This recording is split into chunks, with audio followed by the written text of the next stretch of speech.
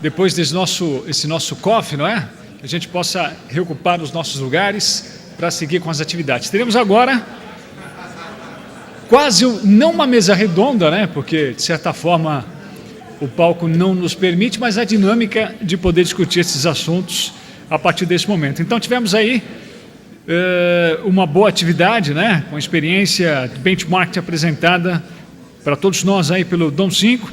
Nós vamos seguir com o Fórum Hospitais Compliance, e o tema, como já foi antecipado aos senhores antes do COF, é como construir uma cultura de compliance em um serviço de saúde a partir do zero. Então, para esse talk show, eu faço a partir de agora uma convocação a quem eu peço também uma salva de palmas, portanto, os executivos dos hospitais. Inicialmente, nós vamos aplaudir do Hospital Albert Einstein. Eu convido Viviane Miranda, por favor, presença no palco com os aplausos de vocês. Viviane, obrigado pela presença. Escolha o seu lugar, seja bem-vinda, fique à vontade. Eu convido também, da Beneficência Portuguesa, Florence Monteiro Oliva, por favor. Bem-vinda, Florence, obrigado. Também do Grupo Fleury, nós convocamos Matheus Sabag, por favor. Bem-vindo, Matheus. E também, para integrar esse tema, eu convido o sócio da consultoria de riscos da Deloitte, o Gustavo Lucena. Por favor, Gustavo, bem-vindo. E ele que tem a responsabilidade de conduzir e mediar esse nosso talk show, chamamos o advogado Giovanni Falsetta, da Tosini Freire Advogados. Obrigado, gente. Composta, então, o nosso palco de honra, eu diria, não a nossa mesa de honra, né? Digamos assim. Ficamos à vontade para discutir. E eu passo, então, a palavra ao nosso moderador, e ele que, a partir desse momento, conduz os trabalhos com a participação de vocês. Eu quero só tirar uma dúvida. Nós vamos manter nesse método, não sei, o sistema de perguntas através do nosso tablet, WhatsApp ou não? Vamos? Opa, então eu vou pedir ao seu proprietário a posse temporária. E aí o número continua o mesmo, e à medida em que a gente vai seguindo com as apresentações, os senhores façam uso e aproveitem. Obrigado, gente, bom trabalho. Obrigado, meu caro. Obrigado. Senhores, primeiro é um prazer. Fiquei muito contente de receber o convite de estar aqui com vocês hoje, e ainda mais numa mesa que é muito interessante. Por quê? Geralmente, estava até conversando agora, você tem a impressão de que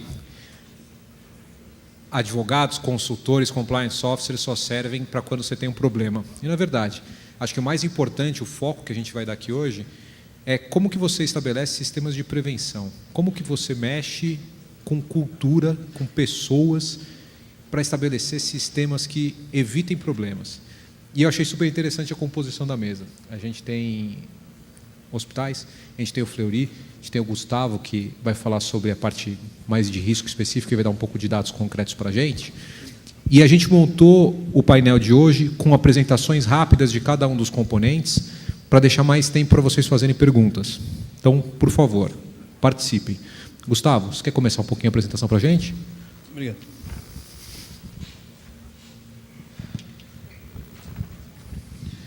Bom dia, primeiramente obrigado, parabéns pelo evento. Ele só doutrina, educa e forma, né, o nosso setor de saúde.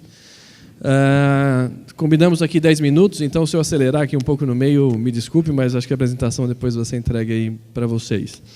A Deloitte, desde 2012, ela vem recebendo o prêmio da Kennedy Research, né, de maior consultoria de riscos no setor de saúde e da consultoria empresarial.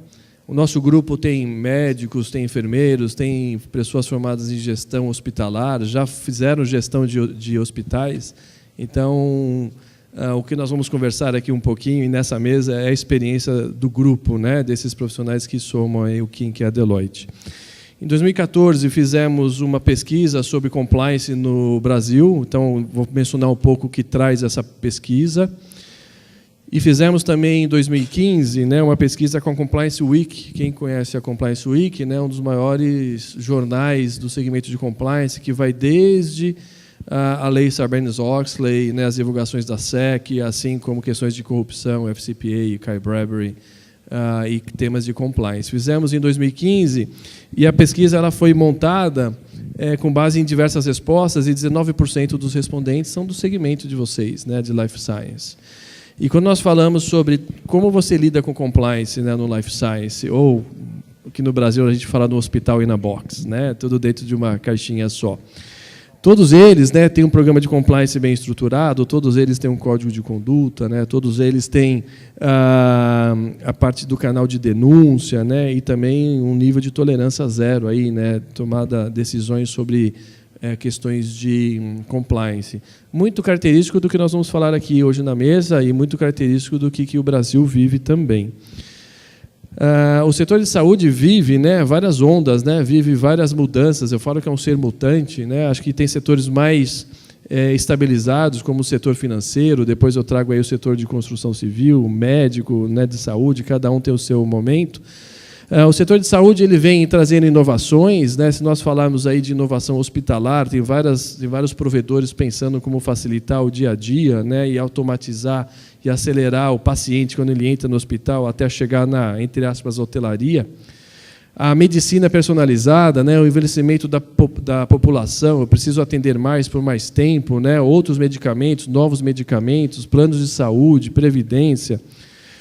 Espiral de custos, né, pandemias, desafio ambiental, inclusive turismo médico, né, a gente conhece bastante esse tema. Então, se nós trouxermos todas essas tendências, né, para o Brasil, compliance está envolvido em todas as questões, desde inovação, desde o apoio médico, desde o back-office, né, desde a assessoria, né. Então, se nós separarmos todas essas tendências em 3 grandes linhas, elas afetam diretamente a parte da assistência, a parte da educação, né, e a parte do estudo médico, né, da inovação, da pesquisa. Colocando esses 3 temas nesses itens, como a regulamentação brasileira afeta, né, a parte assistencial, a parte educacional e a parte da inovação das pesquisas, né? Como lidar com compliance olhando toda essa regulamentação, a indústria farmacêutica, biotecnologia, serviço de saúde, intermediação financeira, financiamentos, distribuição de produtos, é um mundo, né? Mesmo a Cleveland, né, mencionando que também a regulamentação ela é ampla, profunda, né? No Brasil nós temos diversos reguladores, às vezes não, federais, estaduais, municipais, aqueles que não estão envolvidos diretamente no setor de saúde. Isso requer, né, que um programa de compliance ou uma atuação de compliance, né, saia de uma abordagem muito reativa, que é o que vem se vendo aí, acho que nos últimos 10 anos, eu lido com problemas, né? À medida que tem um problema, eu lido com o problema. Então, eu não estou preparado a evitar problemas. Ou o move to the right, né, se nós falamos no inglês, mexer para a esquerda, ou faço o que é certo, dependendo aí um pouco da pronúncia, vamos ser mais proativos, né? Fala-se muito de corrupção, muito de propina, né? Muito de pagamentos de favorecimentos. Acho que só tem esses eventos quando a empresa não está preparada para provar que ela não está errada, né? Então, se eu recolho os meus DARFs todos os dias corretos, os meus problemas de sustentabilidade são resolvidos, as NRs, né, do Ministério da Saúde, todas são analisadas, tratadas, aí vamos falar de SUSEP, ANS. Se nós formos diligentes naquilo que precisamos ser, não tem por que ter um pagamento de favorecimento, de acelerar processos administrativos, e entra propina, corrupção. Os riscos começam a ser diminuídos, né? Então, esse é o conceito, ao pé da letra, sobre um bom programa de compliance. Ele começa, como disse, né, eu vou me referir ao nosso modelo, a nossa experiência e a palestra americana do Tony at the Top, né, começa na alta administração e ele passa, né, pela camada de monitoramento. Então, o departamento de compliance ou o head de compliance, ele não é um profissional que está na linha de negócios, né? Ele não é um profissional que pode ter algum conflito, ele é realmente independente, tanto na sua essência como na forma. Ele coíbe decisões equivocadas ou ele promove decisões em compliance, né? Então, para isso, ele avalia os impactos de toda aquela regulamentação que nós falamos, né, que eu falei um pouquinho sobre vários reguladores, o que isso afeta o segmento de saúde, seja o produto, seja o atendimento, seja o comportamento do médico, né? Então vamos falar um pouco de assédio, isso no Ministério do Trabalho da urticária aqui no Brasil, né? Corrupção, se nós falarmos agora de Polícia Federal, CGU, então como que toda essa regulamentação afeta a minha empresa? Como eu integro o meu programa de compliance com outras iniciativas do setor, né? Nós temos aí a Comissão Ética Médica, né? Nós temos o compliance de sustentabilidade, nós temos o compliance trabalhista, né?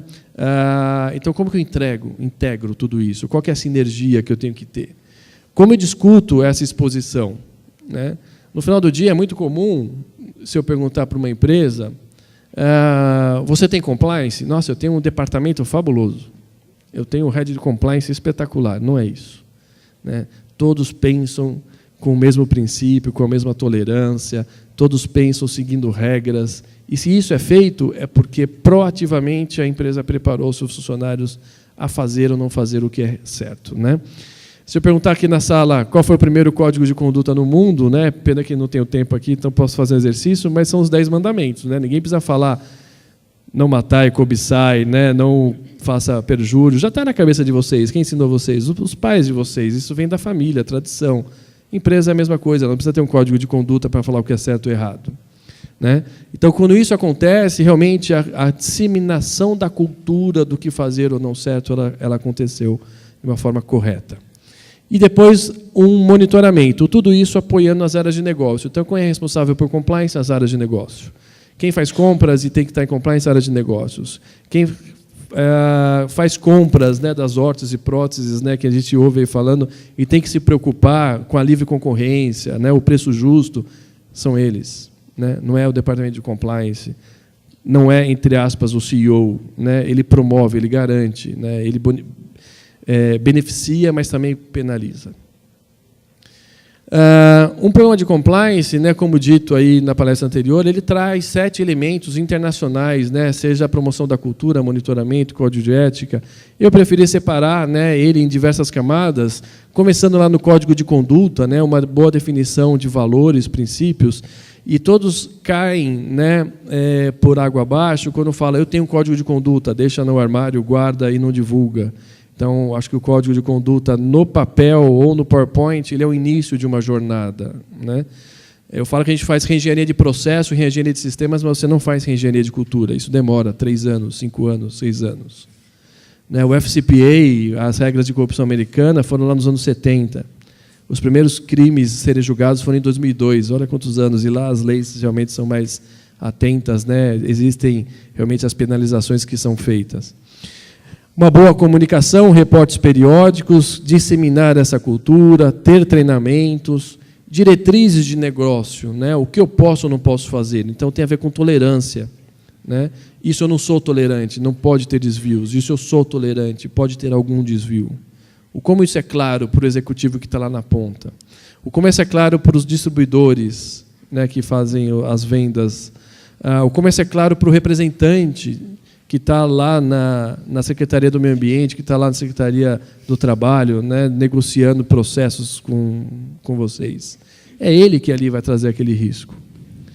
Depois, o monitoramento, né, de normas externas, políticas corporativas e o jurídico.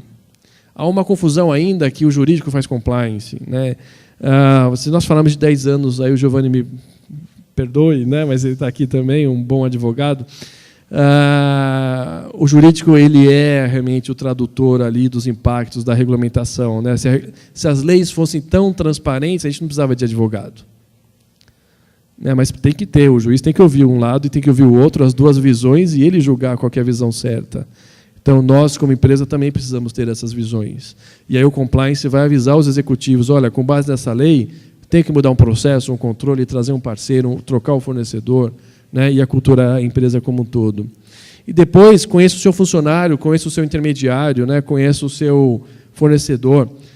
Saiu uma pesquisa há uns 3 anos atrás, de uma empresa de consultoria de recursos humanos. No Brasil, 40% dos currículos que chegam das empresas dizem alguma inverdade. A pessoa não é formada, a pessoa não tem o registro para poder laudar, né, um produto, um componente químico, médico, um advogado. A pessoa não conduziu 40 pessoas, ela não tinha aquela responsabilidade. E aí, como deixar uma gestão, né, para uma pessoa como essa? Que às vezes ela não foi nem ética na sua entrada para fazer a diligência dos seus negócios. O sistema de controles internos, monitoramento, gerenciamento de riscos e auditoria interna, né? Esses 7 princípios que eles vão, acho que, detalhar um pouco mais, está distribuído aqui em áreas, deixo com vocês, façam uma autorreflexão, será que eu tenho tudo isso ou não? Né? Ter, resolve? Não, é uma jornada. Que nem diz aí uma vez o Steve Jobs, pense grande para você não pensar nos pequenos detalhes. Né? Quando eu falo de um programa de compliance, pense grande. Auditoria interna, fornecedores, distribuidores, pessoas, né, nacional e internacional. Os detalhes eles vêm no dia a dia. É um trabalho de 3 a 4 a 5 anos. Gustavo, a gente só estourou um pouquinho o tempo. Tá bom. Então, benefícios eu vou deixar que a gente vai discutir aqui um pouco. Só vou deixar esse meu último slide. O que deu errado, né? Nas nossas consultorias, e percebemos, poxa, Gustavo, você fez um bom trabalho, ou nós somos chamados, às vezes, para falar, ajuste o que eu já fiz. Os programas de compliance não têm funcionado ou não funcionaram quando não foram implementados esses 7 elementos. Né? Só um código de conduta, só uma pessoa, um programa, mas não teve disseminação, não teve tudo aquilo que foi dito. Né? Falta liderança. Então, tem que ter liderança. Não adianta eu falar com o CEO, com o CFO, se eu não tiver o mesmo poder que ele. Né? Eu não posso coibi-lo. Não dar ao responsável de compliance a autoridade para corrigir os problemas. Guarde isso na gaveta, não vá atrás, não mexa mais com isso, esse programa morre. Relatório de compliance submetido só para gestores, então não sobe para o comitê, não sobe para o conselho, e se o tom da top tem que funcionar, tem que subir para eles. Né? Aqui algumas dicas rápidas, não vou deixar aqui para tudo. Não incluir ética em seu programa e, principalmente, o compliance tem que ter pulso. O compliance officer tem que ter pulso. Ele não pode ser flexível, não pode ser visto como só uma peça meramente de marketing, mercadológica, ele tem que ser visto como uma pessoa que vai resolver e vai penalizar, né, se algo não for bem feito. É isso. Vou estar aqui à disposição com eles também para tirar outras dúvidas. Obrigado.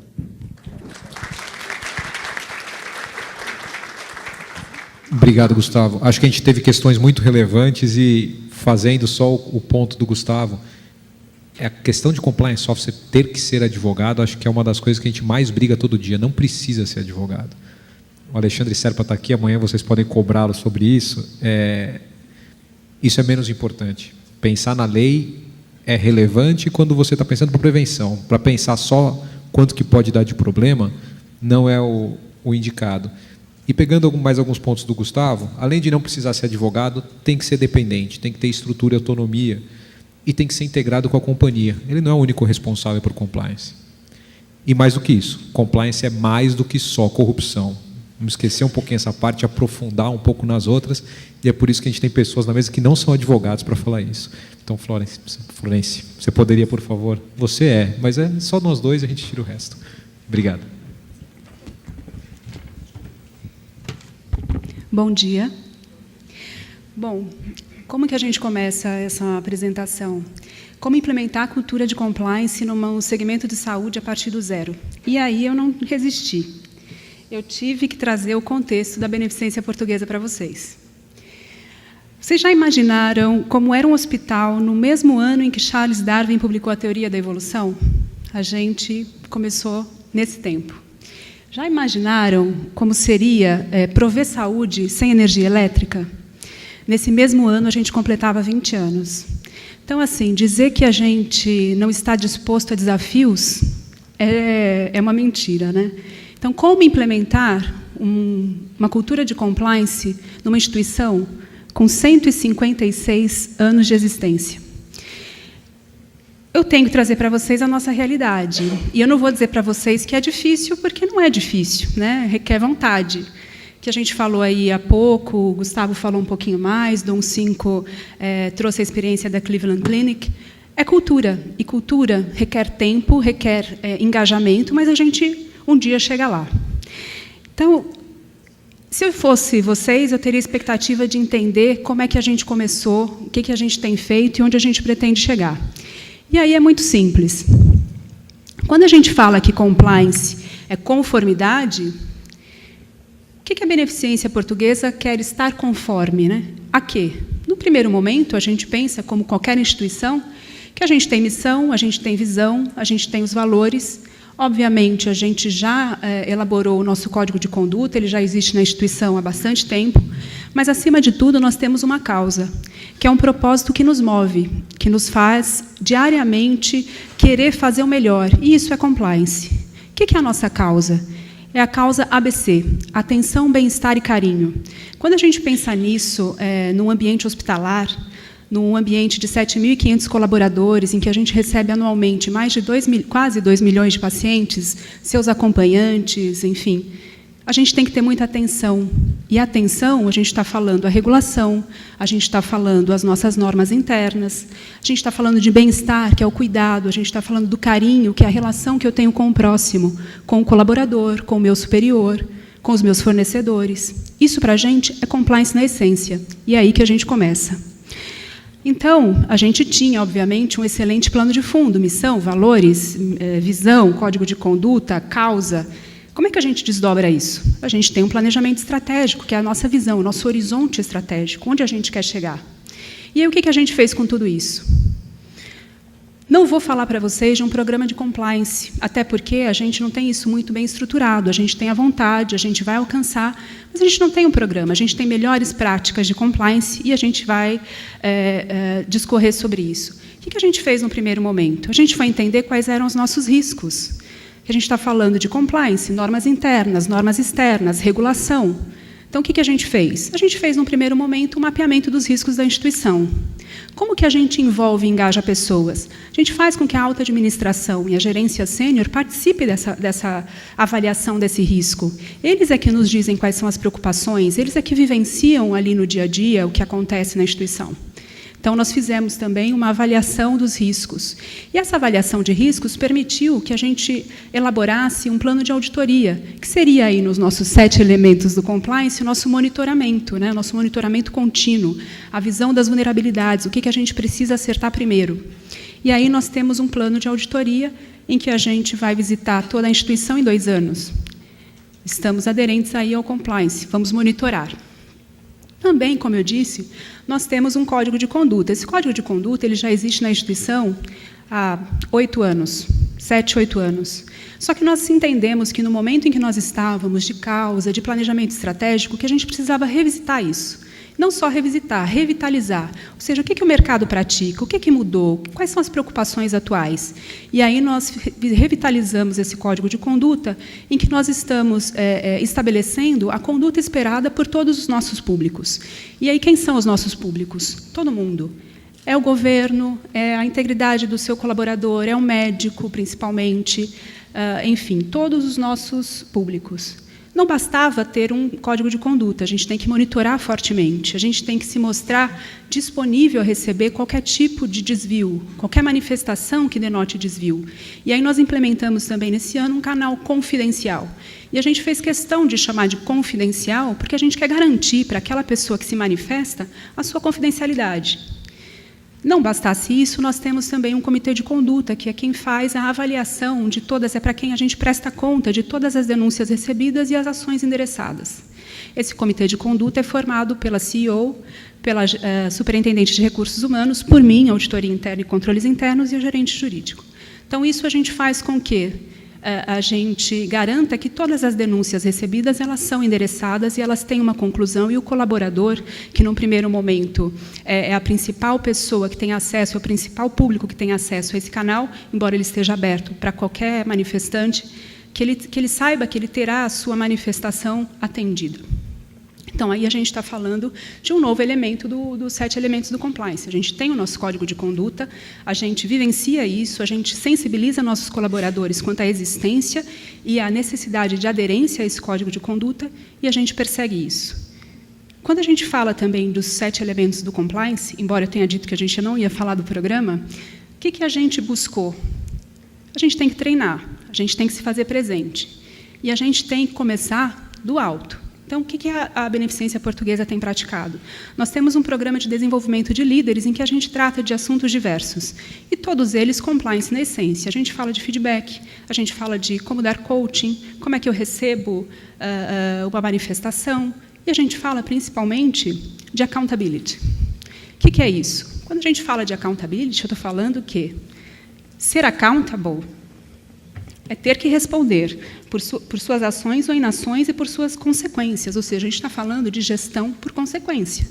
Ou seja, eu tenho lá todo um arcabouço de missão, visão, valor, código de conduta, planejamento estratégico, a causa, e eu sei que eu vou ter que responder por isso em algum momento. Além disso, o accountability é a percepção de ter que responder por ações, decisões, resultados, apesar de contingências interpessoais, sociais e estruturais presentes no nosso contexto. Então, com isso, a gente traz aí um pouquinho da nossa experiência. E eu pensei em trazer para vocês, não a receita do bolo, porque acho que a gente está longe disso, né? A gente está caminhando, mas eu quis trazer alguns pontos de reflexão. Quando a gente pensa, como é que eu começo uma estrutura de compliance? Se eu quiser começar hoje, o que eu tenho que fazer? Trouxe algumas coisinhas. Primeiro, conhecer a história da instituição, o segmento em que atua, o público e os riscos. No segundo momento, se adequar ao seu ambiente. A gente está falando das questões regulatórias. Depois, ter em mente o que a gente quer para a instituição e fazer disso um padrão, por meio de políticas, normas, procedimentos, código de conduta. Depois, engajar as pessoas, envolver todo mundo de forma sistemática, treinamentos, sensibilizações, implementar a gestão por consequência e, por último, ter em mente que é um caminho longo, mas que a gente não pode perder de vista. Ok? Obrigada.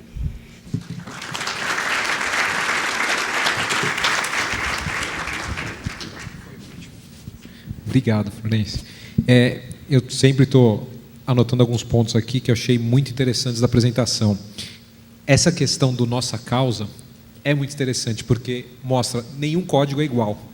Você pode pegar duas companhias às vezes do mesmo grupo econômico, tem missões, visões e valores diferentes, você parte de pontos diferentes, e isso é importante. E o interessante que ela falou aqui, que muita gente fala, poxa, eu vou começar, mas tem tanto risco na empresa, você não precisa atacar todos no mesmo tempo. Faça um plano.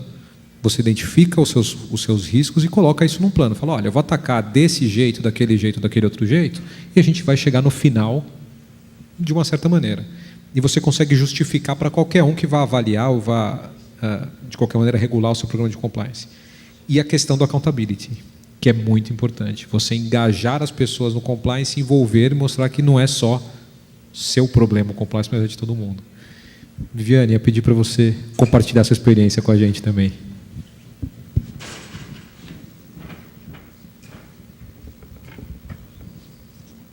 Bom dia. É um prazer estar aqui com vocês hoje, poder compartilhar um pouco nossa experiência. Eu acho que compliance é um tema que está muito em evidência no Brasil e no mundo, né? Infelizmente no Brasil, por as questões de corrupção aí que estão nos dando muita dor de cabeça e muita tristeza, né? Mas eu acho que a gente está num caminho que é sem volta. O compliance é um caminho sem volta. E a gente estar engajado nesta missão, neste tema, eu acho que a gente vai conseguir mudar alguma coisa nesse país. Sinceramente, eu acredito nisso. Eu acho que a gente tem que acreditar e que alguma coisa vai mudar. Já está mudando, né? Bom, e sobre o tema, como implementar uma cultura de compliance partindo do zero, eu particularmente acho que raramente uma cultura de compliance parte do zero, porque todas as organizações elas têm sua missão, seus valores, né, seus objetivos estratégicos, né? Então, no nosso programa de compliance do Einstein, ele está baseado nos princípios e valores do Einstein, né? Está pequeno ali para ali, eu vou ter que ler aqui porque eu não vou conseguir enxergar ali. Então, o Einstein, eu costumo dizer que o Einstein faz compliance desde a sua fundação, porque as suas práticas são baseadas nos mais altos padrões de ética e de qualidade. Então, o compliance nasceu com o Einstein, no final das contas, né? Os valores que movem o Einstein são os preceitos judaicos, uma instituição judaica, boas ações, saúde, educação, justiça social, valores organizacionais. Dentre eles, eu destacaria a integridade, a diligência, a honestidade. Isso vem desde 60 anos atrás, ou seja, dentro da cultura do Einstein já existia compliance, né? Obviamente, não de uma forma tão organizada, eu acho que o meu objetivo nessa instituição agora é organizar e dar mais relevância a esse tema, mas o Einstein já fazia compliance, em função dos seus valores, né? A missão, que é oferecer excelência de qualidade no âmbito da saúde, da geração do conhecimento e da responsabilidade social, como forma de evidenciar a contribuição da comunidade judaica à sociedade brasileira. Bom, essa missão, esses valores nos ajudam muito a implementar o nosso programa, com base neles que a gente toma as nossas decisões e as nossas diretrizes.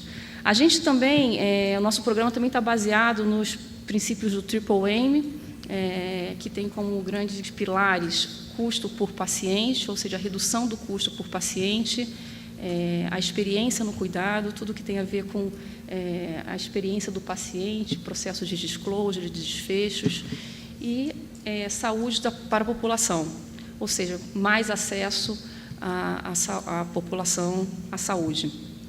Isso nos ajuda a refletir também sobre determinados temas que são complexos na nossa área, e a gente tem que sempre pensar em quais são os princípios que vai nortear as nossas decisões, né? Então, aqui eu acho que, partindo desses princípios, a gente consegue tomar decisões e responder a temas que, muitas das vezes, vão ser difíceis. A gente não tem resposta pronta ainda para muitas questões, né? Principalmente na área de saúde, que é uma área complexa, difícil, né? Bem difícil. O nosso programa está baseado nas melhores práticas internacionais. A gente estruturou com base nos 7 elementos. A gente foi lá para os Estados Unidos, estudamos o tema. Então, a gente se organizou desta forma, com base nos 7 elementos. Então, eu vou explorar um pouquinho mais alguns temas, mas a gente tem uma estrutura específica e independente.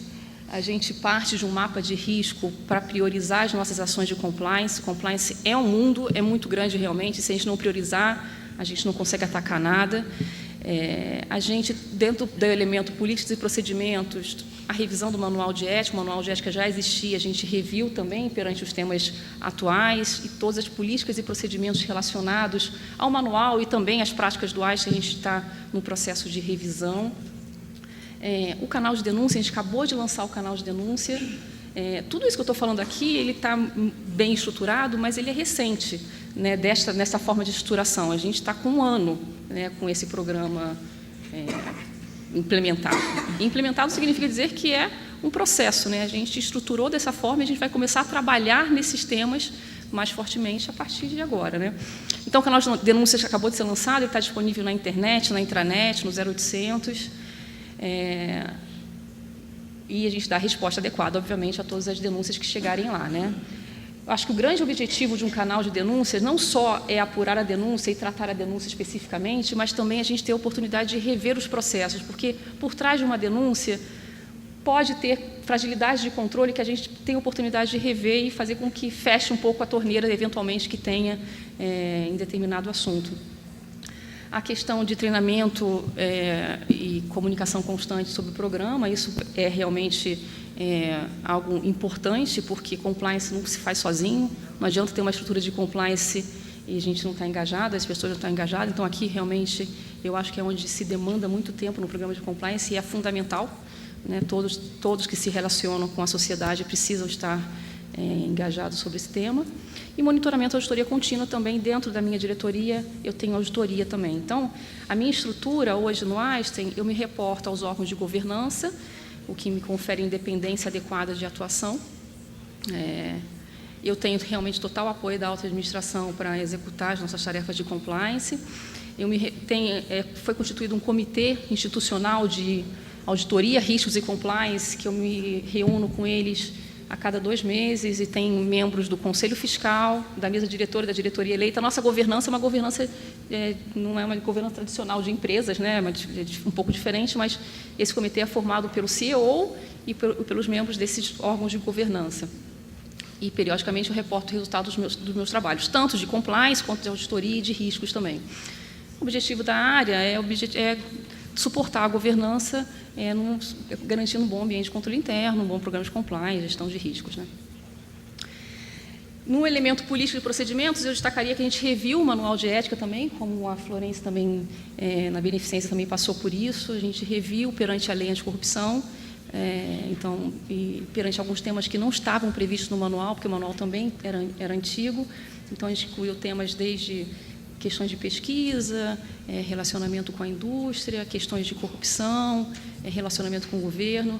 Aqui eu destacaria 2 temas muito importantes neste momento do compliance, que é tudo que tem relacionamento com, tudo que envolve relacionamento com o governo, tendo em vista que nós somos uma entidade beneficente sem fins lucrativos, e os projetos sociais do Einstein são feitos com dinheiro público, a gente tem que ser muito diligente com esse dinheiro, né? A gente tem que ser muito rigoroso na prestação de contas desse dinheiro. Então, esse é um foco do programa de compliance. O Einstein é muito preocupado com esse tema e a gente vai olhar para isso sobre a ótica de compliance, imagino, espero, acho que não vamos ter nenhum problema com relação a isso, mas é algo que a gente tem que se preocupar até perante a lei de corrupção. Um outro tema também que eu acho importante destacar é tudo que tem a ver com relacionamento com a indústria. O nosso setor, a indústria, se relaciona muito com os médicos, com profissionais, e isso tem que ser muito transparente, a gente preza pela transparência. Um pouco que eu falo aqui nesse slide, eu acho que, dentre muitas tendências do programa de compliance, a questão da transparência ela é fundamental. Nos Estados Unidos tem a Sunshine Act, que obriga as empresas, as indústrias a relatarem publicamente todos os valores dados em dinheiro para médicos e hospitais de ensino. Aqui no Brasil a gente não tem isso, mas já saiu alguma coisa nesse sentido, né? A resolução do CREMESP, em função dos escândalos de OPME, já saiu uma resolução dizendo que médicos que têm relação com a indústria devem fazer os seus disclosures, né? E devem reportar isso ao CREMESP.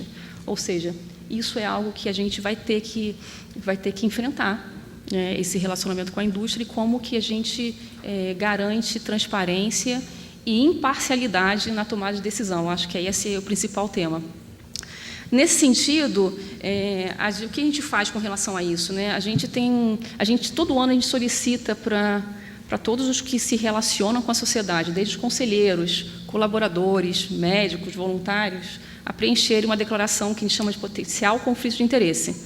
São 11 perguntas que a gente pede para que respondam sobre vínculos que as pessoas têm com a indústria, com órgãos do governo, com agências de fomento. O objetivo desta ação é simplesmente a gente deixar transparente a relação com a indústria e, eventualmente, se a pessoa que tem um vínculo toma decisão relacionada com aquele vínculo, a gente vai pedir para que a pessoa se abstenha de tomar decisão, porque isso pode influenciar, principalmente, questões relacionadas a pacientes. Essa é uma ação, ela é complexa, ela é difícil, porque neste ano envolveu 17.800 pessoas, o Einstein também é muito grande, tem 12.000 colaboradores, 7.000 médicos, né, entre corpo clínico aberto e fechado. O engajamento com o médico ainda é algo que a gente precisa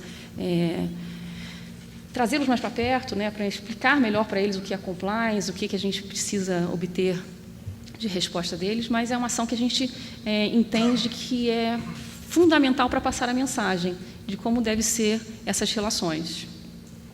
E, só para finalizar, uma outra ação que o Einstein fez, e por isso que eu comecei a palestra falando que o Einstein faz compliance há muito tempo, uma ação que tem tudo a ver com compliance. Eu não sei se algum de vocês aqui já ouviram falar, eu acho que sim, porque é um tema conhecido no mercado, é o projeto Coluna, né? O Einstein, junto com algumas operadoras, decidiu formar um grupo para dar segunda opinião em cirurgias de coluna, em função de toda a complexidade envolvida nesse tema. E esse grupo de segunda opinião, para colocar esse projeto de pé, rapidamente, resumidamente, eu estou com tempo ainda, né, Giovanni? Estourou? Ai, caramba, já estou terminando. Tá bom. Primeiro, para conseguir colocar esse projeto de pé, é 10 minutos como um todo ou 10 minutos meu? Não, 10 minutos do grupo. Caramba, tem que correr mesmo. Bom, rapidamente, a gente teve que fazer uma mediação entre operadores de saúde e médicos para garantir um honorário mais adequado para o grupo de médicos, um honorário do ponto de vista de serviço. A gente foi feita uma redução do número de fornecedores que vendiam o OPME para o Einstein, para a gente poder concentrar as compras e evitar a intermediação. Bom, e o resultado desse projeto é fascinante, porque... E impressionante também. 58% dos pacientes não tinham indicação de cirurgia, né? A segunda opinião do Einstein concluiu que era o tratamento conservador, ou seja, a fisioterapia, a acupuntura era mais adequado para 58% dos casos. E para os casos que tinham indicação cirúrgica, a cirurgia também era cirurgia de menor complexidade, ou seja, de menor custo. E com isso, houve uma redução significativa de custo para o sistema, para o setor, de 76% de redução de custo, para esse público da ordem de 102 milhões. E, obviamente, não é só custo que a gente se preocupa, que o Einstein se preocupa, muito pelo contrário, se preocupa primeiro com o paciente, e o desfecho clínico também foi muito satisfatório, tanto no tratamento conservador quanto no tratamento cirúrgico. Ou seja, a mensagem aqui é que dá para se rever processos, dá para se rever modelos, é possível, precisa de engajamento de todos os stakeholders envolvidos nesse processo, né? Não só um hospital, mas operadores de saúde, fornecedores, médicos, mas é algo que a gente tem que começar a pensar, porque esse setor ele requer realmente ações como essa, né? Bom, era isso. Infelizmente, esgotei o tempo. Obrigada. Fantástico, Vila. Obrigado. Alguns pontos rápidos para passar para o Matheus. Você tem muito menos resistência de cultura. Quando a cultura já existe, você tem só que formalizar processos. Então, isso é muito interessante. O uso do QR Code, que passou rapidinho aqui, que ela colocou no manual e nas políticas, é muito interessante, porque você consegue fazer com que o pessoal carregue as políticas, o manual, o código de conduta, o que for. Isso vale também muito a pena. O cuidado com repasse de dinheiro público é uma coisa que vocês cada vez mais vão ter. O Einstein já faz essa checagem financeira mais de perto, então é muito, muito importante. E a questão da transparência no relacionamento com a indústria. Isso, com os últimos escândalos que a gente viu, fica ainda mais importante. E a criação de procedimentos como esse do Projeto Coluna mostra o quanto que vocês conseguem trazer de benefício para a companhia com processos e programas que podem ser implantados, e mais do que isso, o impacto que vocês têm na vida das pessoas, porque você teve uma redução significativa aqui no tratamento mais conservador e melhora na situação clínica. Então, muito relevante. Matheus, vou te passar para não segurar. E a gente já tem pergunta aqui bombando. Gente, bom dia ainda, bom dia, né? Agradeço aí o convite da gente contar um pouquinho da nossa experiência aqui do Fleury. E vou tentar compensar aqui o tempo para a gente não estourar muito na programação. Quando a gente pega a temática desse painel, falando de criação de cultura, a base do zero, tem algumas coisas muito semelhantes entre o que a Florence trouxe, o que a Viviane trouxe do Einstein, e até quando a gente olha a apresentação anterior do Dom 5 e o que o Gustavo trouxe, a gente vê muita similaridade. Então, eu vou focar aqui um pouco nas particularidades que a gente viveu e vem vivendo na implantação desse programa dentro do Grupo Fleury. E para entender um pouco isso, é sempre importante trazer o contexto em que isso foi implementado ou está sendo implementado, né? O Fleury é uma organização que ano que vem completa 90 anos, né? Então tem missão, valores e visão muito bem estabelecidos e muito bem difundidos. E dentro dessa visão, dessa missão, desses valores, a gente vê lá integridade, excelência, né? Respeito. Tudo isso envolve compliance, né? Integridade, respeito. Quando a gente pensa em compliance, a gente está falando desses valores. Então, é uma coisa que já vinha, né, de muito tempo dentro da cultura da organização. Ao mesmo tempo, quando a gente olha a nossa estrutura hoje, nós estamos falando que nós temos mais de 150 unidades espalhadas pelo país, estamos presentes em 6 estados, mais Distrito Federal. Então, essa complexidade organizacional traz alguns desafios adicionais para a implantação dessa cultura. Você está falando de pessoas com culturas diferentes, em regiões diferentes, e quem acompanhou uma recente história do grupo, passou por diversas aquisições nos últimos anos que trouxeram culturas diferentes daquela que o Fleury já tem há 90 anos. Então, esse era o contexto, ou é o contexto no qual a gente passou para esse processo de implementação do programa. E aí, a partir disso, como que a gente trabalhou isso lá dentro do grupo? A gente tinha alguns desafios importantes aqui. Primeira coisa, o entendimento da organização do que é compliance. Sem isso, a gente não consegue nem começar. A organização precisa entender o que é compliance. E na própria fala do Gustavo,